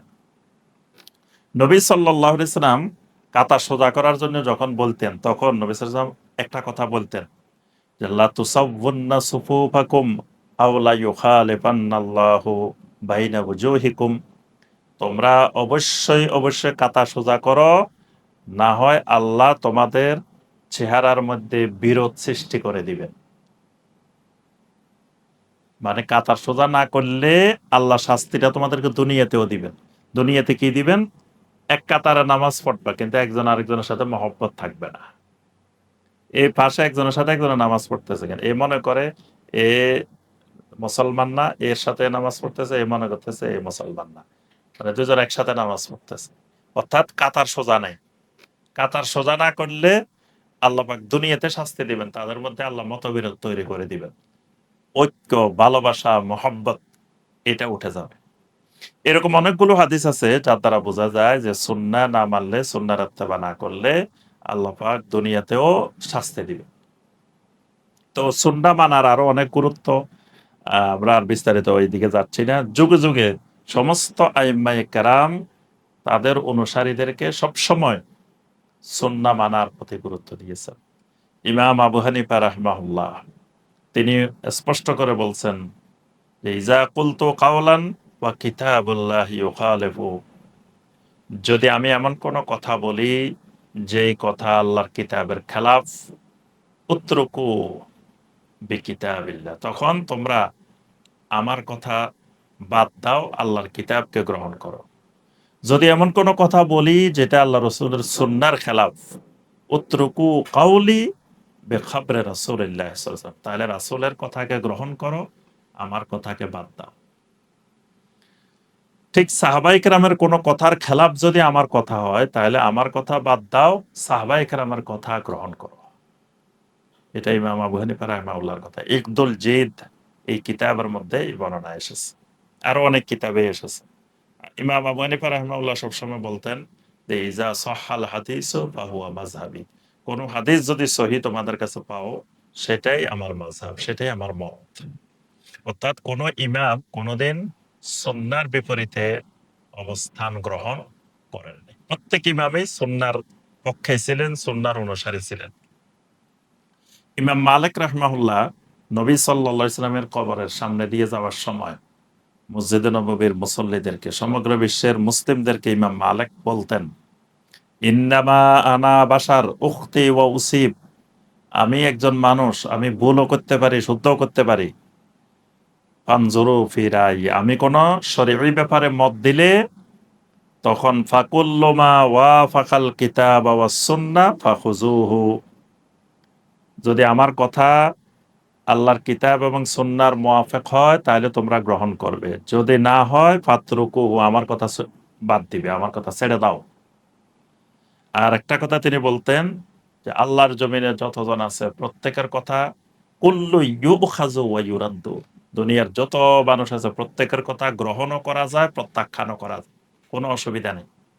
মানে আমি ইমাম মালিকের কথা কেউ গ্রহণও করতে পারে, কেউ প্রত্যাখ্যানও করতে পারে, তার ঈমান যাবে না। কিন্তু ইল্লা হাযাল কবরে সাল্লাল্লাহু আলাইহি ওয়াসাল্লাম, কিন্তু এই কবরে যিনি আছেন তার কথা শুধু গ্রহণই করতে হবে, প্রত্যাখ্যান করার কোনো সুযোগ নাই। প্রত্যাখ্যান করলে ঈমান থাকবে না। ইমাম শাফি রহমতুল্লাহ আলাইহিও ঠিক একই কথা বলতেন যে আমার কোনো কথা সুন্নতের খেলাফ পাইলে ফাকুলু বিসুন্নাতি রাসূলিল্লাহি সাল্লাল্লাহু আলাইহি ওয়াসাল্লাম ওয়া দাউ মা কুলতু। আমি যেটা বলি সেটা ছেড়ে দাও, আল্লাহ রাসূলের কথা গ্রহণ করো। ইমাম আহমদ বিন হাম্বল রাহিমাহুল্লাহ বলতেন, লা তুকাল্লিদুনি ওয়ালা তুকাল্লিদু মালিকান ওয়ালা শাফিঈ ওয়ালাল আউজাঈ ওয়ালা সাওরি। ইমাম আহমদ বিন হাম্বল বলতেন, খবরদার তোমরা আমার অন্ধ অনুসরণ করিও না, অন্ধ আনুগত্য করিও না। খবরদার আমার না খালি, ইমাম মালিক, ইমাম শাফি, ইমাম আউজাঈ, ইমাম সাওরি কারোই তোমরা তাকলিদ করিও না, অন্ধ অনুসরণ করিও না। ওয়াখুজ মিন হাইসু আখাযু। তারা যেখান থেকে দ্বীন গ্রহণ করছেন তোমরাও সেখান থেকে দ্বীন গ্রহণ করো। তা তারা কোরআন সুন্নাহ থেকে দ্বীন গ্রহণ করছেন, তোমরাও কোরআন সুন্নাহ থেকে দ্বীন গ্রহণ করো। তাহলে আমরা বুঝতে পারি যে রাসূলুল্লাহ সাল্লামের সুন্নাহ মানা কত গুরুত্ব। আরো অনেক আয়াত আছে, হাদিস আছে এই ব্যাপারে। আরেকটা হাদিস বলে আমরা শেষ করব। রাসূলের সুন্নাহ স্পষ্ট জানার পরেও যদি কেউ আমল না করে তাহলে সে আল্লাহর নাফরমান। নবী সাল্লাল্লাহু আলাইহি ওয়াসাল্লাম ঘোষণা দিয়েছেন সে নাফরমান। নবী সাল্লাল্লাহু আলাইহি ওয়াসাল্লাম যখন মক্কা বিজয়ের সময় মক্কা আসলেন, তো নবী সাল্লাল্লাহু আলাইহি ওয়াসাল্লাম রমজানের দিনেই আসছেন মক্কা বিজয়ের সময়। এখন নবী সাল্লাল্লাহু আলাইহি ওয়াসাল্লাম কোরা আল গামিম এই এলাকায় পৌঁছলেন। পৌঁছার পরে নবী সাল্লাল্লাহু আলাইহি ওয়াসাল্লাম রোজা ভেঙে ফেলছেন, সিয়াম ভেঙে ফেলছেন। এখন সাহাবীরা ভাঙ্গে নাই। তো নবী সাল্লাল্লাহু আলাইহি ওয়াসাল্লাম বললেন, আমার জন্য এক জগ পানি নিয়ে আসো। তো পানি নিয়ে আসলো, নবী সাল্লাল্লাহু আলাইহি ওয়াসাল্লাম সবাই সামনে পানি পান করা শুরু করছে, যাতে আল্লাহ রসুলকে দেখলে সবাই সিয়াম ভাঙ্গি ফেলে। এখন সবাই ভেঙে ফেলছে, কয়েকজন ভাঙ্গে নাই। রাসূলের থেকে বেশি বুজুর্গ, বেশি পরেজগার, তারা সিয়াম ভাঙবে না। রাসূল ভাঙছে অসুবিধা কি, আমরা ভাঙবো না, আমরা সিয়াম থাকি জিহাদ করব। তো তখন আল্লাহ রাসূল আমার কাছে খবর আসলো যে কিছু মানুষ আপনি সিয়াম ভেঙে ফেলার পরেও সিয়াম ভাঙে নাই। নবী সাল্লাল্লাহু আলাইহি ওয়াসাল্লাম বলেন, উলাইকাল উসাত, উলাইকাল উসাত। এরা আল্লাহর নাফরমান, এরা আল্লাহর নাফরমান। নবী সাল্লাল্লাহু আলাইহি ওয়াসাল্লাম দুইবার বলছেন শব্দটা, উলাইকাল উসাত, উলাইকাল উসাত। তাহলে দেখেন রাসূলের সাথে জিহাদ করতে আসছে মক্কা বিজয়ে, আবার সিয়াম পালন করতেছে, তো ভালো কাজ করতেছে। রোজা রাখা তো ভালো কাজ। তো যেখানে রাসূল ভেঙে ফেলছেন তারা ভাঙতেছেন না। আল্লাহ রাসূল বলছেন যে এই জিহাদ, এই সিয়াম এটা আল্লাহর নাফরমানি। তাহলে সুন্নাহর বাহিরে কোন ইবাদত করলে, কোন আমল করলে এটা আল্লাহর নাফরমানি। এটা ইবাদতও না, এটা আমলও না। আল্লাহ পাক আমাদেরকে সুন্নাহর ইত্তেবা করার তৌফিক দান করুন। এবার আসি আমরা সংক্ষিপ্তভাবে বেদাত, বেদাতের পরিচিতি এবং বেদাতের ভয়াবহতা। বেদাতেরও আমরা সুন্নাহর যেরকম দুটি অর্থ বর্ণনা করছি, শাব্দিক অর্থ এবং পারিভাষিক অর্থ, বেদাতেরও আমরা দুইটা দিক আলোচনা করব। একটা হলো বেদাতের শাব্দিক দিক, একটা হলো বেদাতের পারিভাষিক দিক। বেদাতের শাব্দিক দিক, বেদাতের শাব্দিক অর্থ হলো আশাইউল মুফতারা আলা গায়রি মিসালিন সাবিক, মানে পূর্বের নমুনা ছাড়া নতুন কোন জিনিস কেউ আবিষ্কার করলে এটাকে আবিধানিক অর্থে বেদাত বলে, শাব্দিক অর্থে এটা বেদাত। যেমন আল্লাহ পাক নিজের পরিচয় দিয়েছেন বাদিউস সামাওয়াতি ওয়াল আরদ, আল্লাহ বলেন আমি আসমান জমিনের বাদি। বাদিটা বেদাত থেকে, বাদি মানে মানে আমি আসমান জমিন এমন ভাবে বানাইছি যে এটার আগে কোনো নমুনা ছিল না, একেবারে নতুন করে বানাইছি। সূরা আল আহকাফের ৯ নম্বর আয়াতে আল্লাহ পাক বলেন কুল মা কুনতু বিদআম মিনার রুসুল, রাসূল আপনি বলেন আমি তো কোনো নতুন রাসূল না, মানে আমার আগে কোনো রাসূলের নমুনা নাই, হঠাৎ আমি নতুন রাসূল আসছি, বিষয়টা তো এরকম না। তো এখানে নবী সাল্লাল্লাহু আলাইহি ওয়াসাল্লাম যে শব্দটা, আল্লাহ যে শব্দটা ব্যবহার করেছেন বিদআত, ওমর রাদিয়াল্লাহু তাআলা আনহু তারাবির জামাত, তারাবির জামাত থেকে বলছিলেন যে নি'মাতিল বিদআতু হাযিহি, এটা কতই না সুন্দর বেদাত, উত্তম বেদাত। এটা ওমর রাদিয়াল্লাহু তাআলা শাব্দিক অর্থে বেদাত বলছেন। কেন? কারণ ওমরের এই কথাটার সাথে শরঈ বেদাতের সম্পর্ক নেই।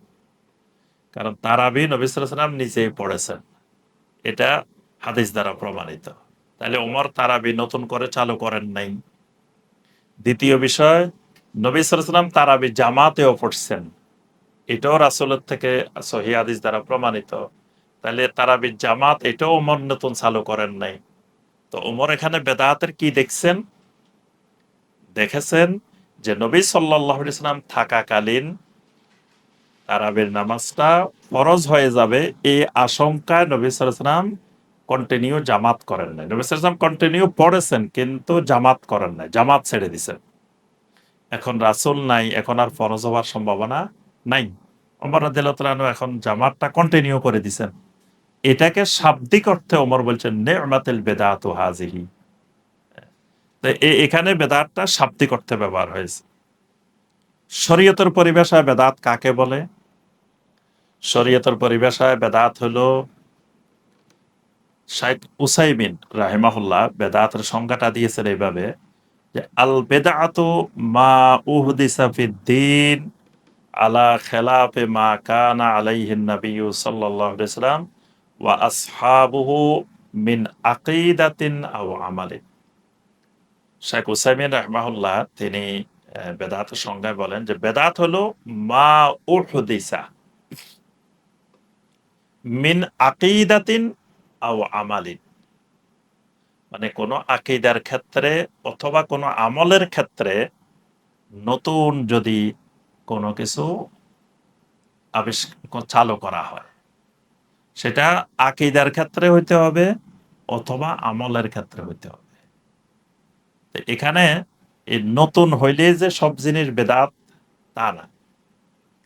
যখন আমরা বেদাতের সংজ্ঞায় বলি যে নতুন কোন ইবাদত, নতুন কোন আমল, নতুন কোন আকীদা, এটা যেটা মা কানা আলা খেলাফে মা কানা আলাইহিন নবী সাল্লাল্লাহু আলাইহি ওয়াসাল্লাম ওয়া আসহাবু, নবী সাল্লাল্লাহু আলাইহি ওয়াসাল্লাম এবং সাহাবায়ে কেরামের খেলাফ।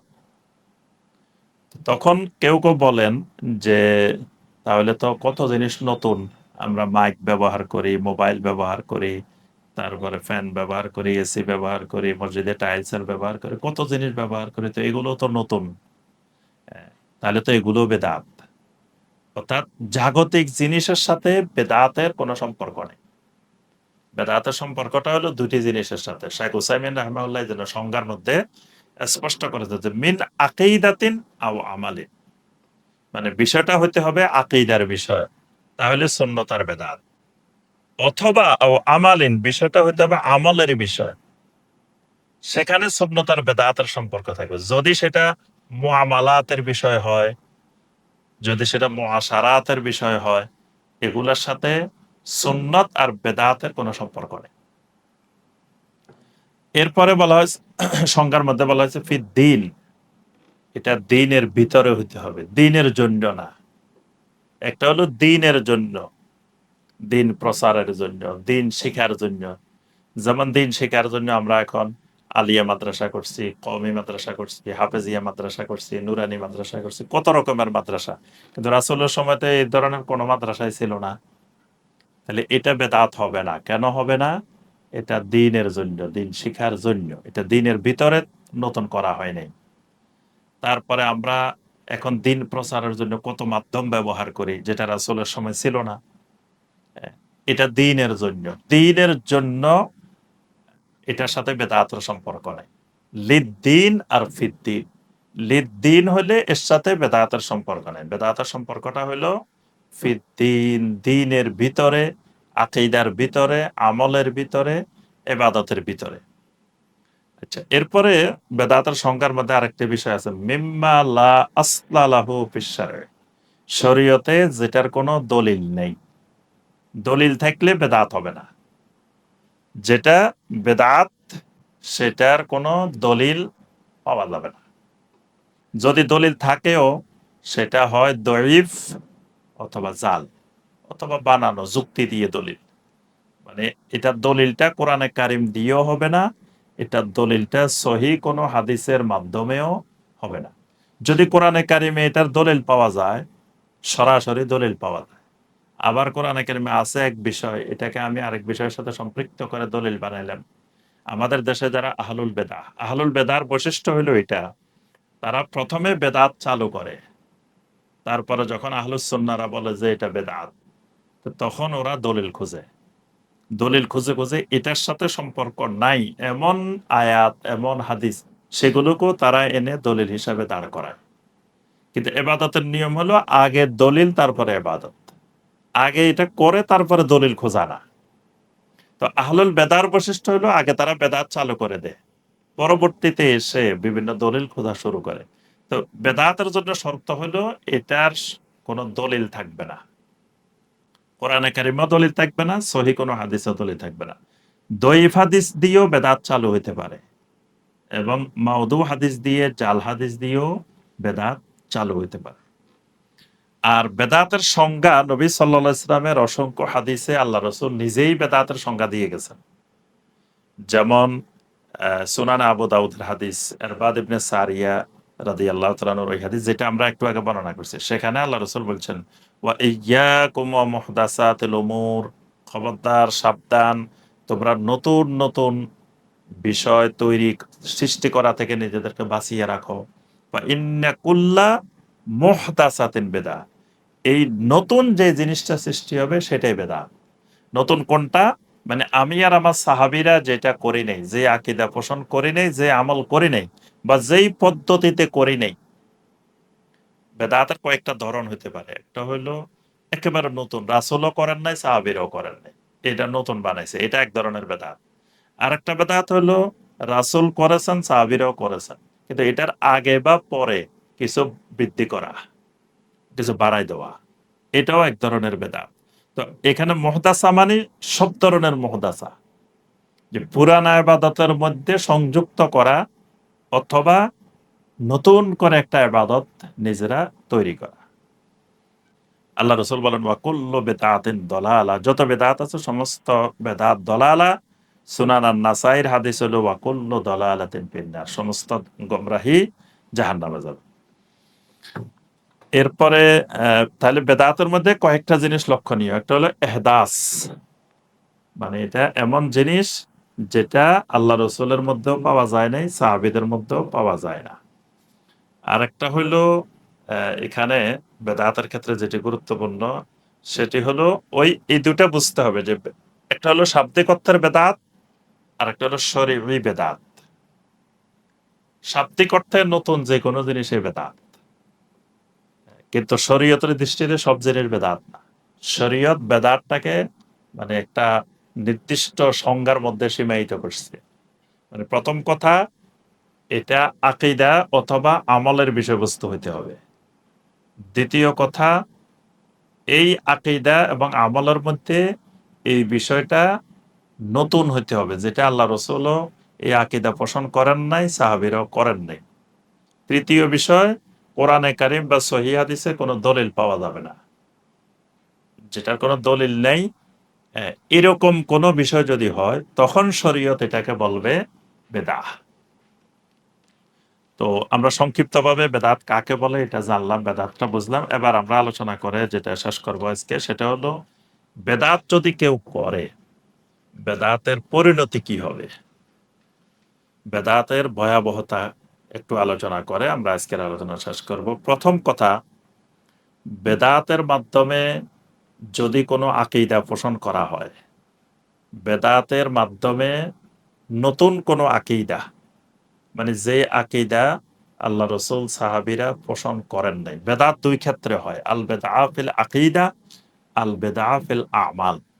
আমলের মধ্যে বেদাত, আকীদার মধ্যে বেদাত। আকীদার বেদাতটা খুব জঘন্য, আকীদার বেদাতটা কুফরি। আকীদার বেদাত করলে সে কাফের হয়ে যাবে, সে ইমানদার থাকবে না। কিন্তু আমলের বেদাত করলে সে কাফের হবে না, কিন্তু আমলের বেদাতের গুণাটা কবিরা গুনার চাইতে বড়, শিরিকের চাইতে ছোট। এই কথাটা ভালো করে বুঝতে হবে। তার বেদাতটা প্রথমত দুই ধরনের হয়, একটা হলো আকীদার ক্ষেত্রে বেদাত হয়, আর একটা আমলের ক্ষেত্রে বেদাত। একটা বিশ্বাসের মধ্যে বেদাত, আর একটা কাজের মধ্যে বেদাত। আকীদার বেদাতটা কুফরি, আকীদার বেদাত করলে সে কাফের হয়ে যাবে, তার ইমান থাকবে না। আর আমলের বেদাত করলে আমলের বেদাতটা কবিরা গুনার চাইতে বড়, আবার শিরিকের চাইতে ছোট, সে কাফের হবে না। কেন এটা কবিরা গুনার চাইতে বড়, শিরিকের চাইতে ছোট? কবিরা গুনাই তো সবচেয়ে বড় গুনাহ, কিন্তু এটা কবিরা গুনার চাইতে বড় কেন? বড় হওয়ার অনেকগুলো কারণ আহলুল ইলমেরা ব্যাখ্যা করছেন। আমরা আরেকটা আলোচনার মধ্যে আমাদের এটা আলোচনা বিস্তারিত আসবে। সংক্ষিপ্ত কথা হলো যে বেদাতের মাধ্যমে দিন পরিবর্তন হয়ে যায়, কবিরা গুনার মাধ্যমে দিন পরিবর্তন হয় না। কবিরা গুনাহ যেগুলো মানুষ সবাই জানে যে এগুলা গুনার কাজ, কিন্তু বেদাত যেটা, মানুষ এটাকে গুনার কাজ মনে করে না, এটা সওয়াবের কাজ মনে করে, ফজিলতের কাজ মনে করে। ফজিলতের কাজ, সওয়াবের কাজ মনে করার কারণে দিনটা পরিবর্তন হয়, কিন্তু কবিরা গুনার মাধ্যমে দিন পরিবর্তন হয় না। এই কারণে, এবং আরো অনেকগুলো কারণ আছে, তো এই কারণে এটা কবিরা গুনার চাইতে বড় গুনাহ। আকীদার ক্ষেত্রে যদি বেদাত করে তাহলে তার ঈমানও যাবে এবং তার সমস্ত আমল নষ্ট হয়ে যাবে। তার উপরে আল্লাহর লানত, ফেরেশতাদের লানত, সমস্ত মানুষের লানত বর্ষিত হবে। সূরা আল কাহাফের ১০৩ থেকে ১০৬ নম্বর আয়াতে আল্লাহ পাক বলছেন, কুল হাল নুনাব্বিউকুম বিল আখসারিনা আমালা, আমি কি তোমাদেরকে ওই মানুষগুলো সম্পর্কে জানিয়ে দিব না যে মানুষগুলো কিয়ামতের ময়দানে ক্ষতিগ্রস্ত হবে? আল্লাযীনা দাল্লা সাইয়ুহুম ফিল হায়াতিদ দুনিয়া, যারা তাদের দুনিয়ার হায়াতে পথভ্রষ্ট হয়ে গেছে। ওয়া ইয়াহসাবুনা আন্নাহুম ইউহসিনুনা সুনআ, তারা ধারণা করত তারা যেটা করতেছে এটা অনেক সুন্দর কাজ করতেছে, ভালো কাজ করতেছে, কিন্তু এই ধারণা তাদেরকে জাহান্নামী বানিয়ে দিয়েছে, ক্ষতিগ্রস্ত করে ফেলেছে। তারপরে আপনার সূরা আল ফুরকানের ২৩ নম্বর আয়াতে আল্লাহ পাক বলছেন, ওয়া কাদিমনা ইলা মা আমিলু মিন আমালিন ফাজআলনাহু হাবাআম মানসুরা। কিয়ামতের ময়দানে অনেক মানুষ এমন অনেক আমল নিয়ে আসবে যে আমলের কারণে আমলগুলো মানে একটু পরে বিক্ষিপ্ত ধূলিকণার মতো উড়ে বাতাসে চলে যাবে, মানে তার আমলনামার মধ্যে কোনো আমলে খুঁজে পাওয়া যাবে না। নবী সাল্লাল্লাহু আলাইহি ওয়াসাল্লাম বলেন, লা ইয়াকবালুল্লাহু মিনহু ইয়াউমাল কিয়ামাতি সারফা ওয়ালা আদলা, বেদাতকারীর থেকে আল্লাহ পাক কিয়ামতের দিন কোন ধরনের ফরজ ইবাদত, নফল ইবাদত কিছুই আল্লাহ কবুল করবেন না। তারপরে সহিহ আল বুখারীর হাদিস, নবী সাল্লাল্লাহু আলাইহি ওয়াসাল্লাম বলেন, কিয়ামতের ময়দানে আল্লাহ রাসূল হাউজে কাউসারের সামনে দাঁড়িয়ে হাউজে কাউসারের পানি পান করাবেন। উম্মতেরা গিয়ে হাউজে কাউসারের পানি পান করবে, কিন্তু ইউহালু বাইনি ওয়া বাইনাহুম, কিছু মানুষের সামনে ফেরেশতারা আমার মাঝে তাদের মাঝে প্রতিবন্ধকতা সৃষ্টি করবে। তখন আমি বলবো যে এদেরকে ছেড়ে দাও, ইন্নাহুম মিন্নি, এরা তো আমার উম্মত। তখন ফেরেশতারা বলবেন, ইন্নাকা লা তাদরি মা আহদাসু বা'দ, আপনি তো জানেন না যে এরা আপনার পরে আপনার রেখে যাওয়া দ্বীনের মধ্যে নতুন নতুন বেদাত তৈরি করছে। তখন নবী সাল্লাল্লাহু আলাইহি ওয়াসাল্লাম বলবেন, সুহকান সুহকান লিমান গায়্যারা দীনি, যারা আমার দ্বীনকে পরিবর্তন করেছে তোমরা দূর হয়ে যাও, দূর হয়ে যাও।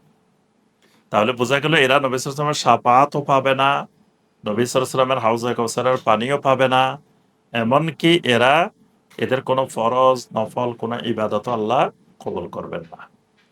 বেদাতকারী আল্লাহর শরীয়তকে অপূর্ণ মনে করে। মানে আল্লাহ বলছেন সূরা আল মায়েদার ৩ নম্বর আয়াত, আল ইয়াউমা আকমালতু লাকুম দীনাকুম ওয়া আতমামতু আলাইকুম নি'মাতি। আজকে আমি তোমাদের জন্য তোমাদের দিনকে পরিপূর্ণ করে দিলাম। যে বেদাত করে সে মনে করে যে না, রাসূলের সময় দিন পরিপূর্ণ হয় নাই, এখনো দিনের মধ্যে আরো নতুন নতুন ঢোকানোর সুযোগ আছে। তাহলে সে দিনকে পরিপূর্ণ বিশ্বাস করে না। বেদাত সুন্নাহকে ধ্বংস করে, দিনকে পরিবর্তন করে। কারণ যেখানে একটা বেদাত চালু হয়, রুফিয়া মিসলুহা মিনাস সুন্নাহ, সেখান থেকে একটা সুন্নাহ উঠে যায়। একটা বেদাত চালু হলে ওই বেদাত চালু হওয়ার ফলে সেখান থেকে সুন্নাহটা উঠে যায় এবং দিন পরিবর্তন হয়। তারপরে আপনার যে ব্যক্তি সুন্নাহ বিমুখ হয়, নবী সাল্লাল্লাহু আলাইহি ওয়াসাল্লাম বলছেন ফামান রাগিবা আন সুন্নতি ফালাইসা মিন্নি। আপনার এই যে ৩ জন সাহাবীর হাদিস, প্রসিদ্ধ হাদিস, যে তারা একজন বলল যে সারা রাত সালাত আদায় করবে, একজন বললেন যে সারা জীবন সিয়াম পালন করবেন, একজন বিয়ে শাদী করবেন না। এই ৩ জনের বিষয়কে নবী সাল্লাল্লাহু আলাইহি ওয়াসাল্লাম বলছেন যে ফামান রাগিবা আন সুন্নতি ফালাইসা মিন্নি। যে আমার সুন্নত থেকে বিমুখ সে আমার উম্মতেরই অন্তর্ভুক্ত নয়। তাহলে এখানে তারা যে কাজটা করতে চাইছে এটা রাসূলের সুন্নাহর বিপরীত।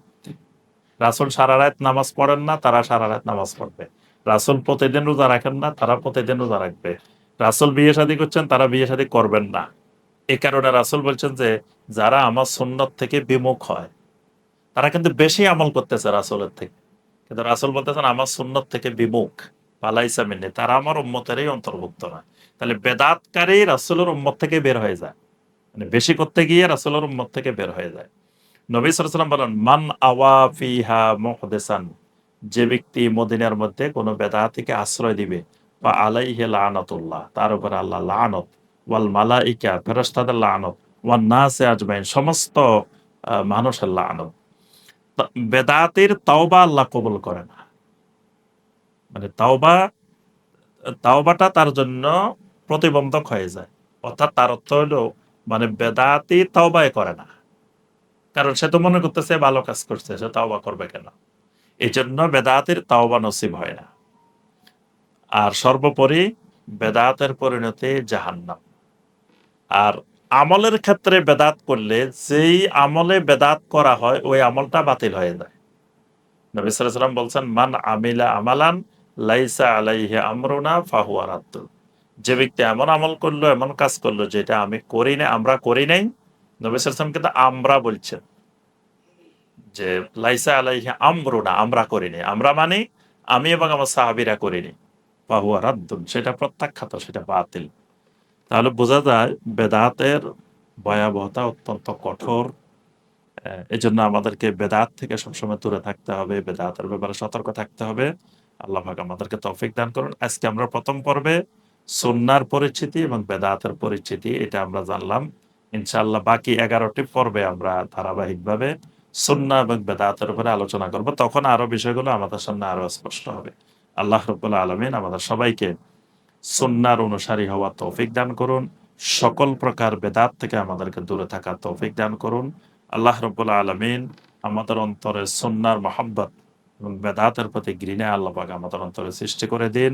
আল্লাহ রাব্বুল আলামিন আমাদের সবাইকে কলবে সালিম হওয়ার অধিকার আল্লাহ পাক দান করুন। আল্লাহ পাক রোড টু সাকসেসের এই খেদমতকে কবুল ও মঞ্জুর করে নিন। সকল প্রকার বিপদ আপদ বালা মুসিবত থেকে আল্লাহ রাব্বুল আলামিন আমাদের সবাইকে হেফাজত করুন। আমিন ইয়া রাব্বাল আলামিন।